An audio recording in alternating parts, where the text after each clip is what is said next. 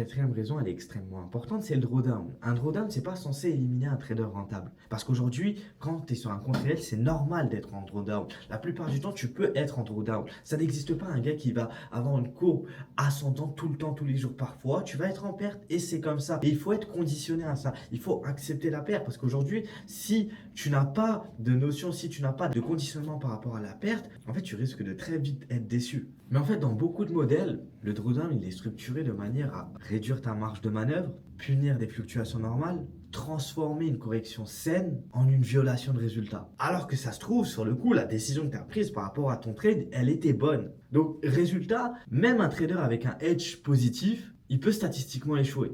En fait, c'est plus une violation de compétence, c'est juste une loterie mal déguisée pour moi. Et c'est pour ça que j'évite fortement les propres firmes avec un drawdown qui est suiveur. Ça, pour moi, c'est à éviter. Maintenant, ça peut être une stratégie pour certains, mais lorsque tu commences à trader, aujourd'hui, passe sur un drawdown qui est classique, un drawdown qui est mesuré et un drawdown qui n'est pas forcément trop serré.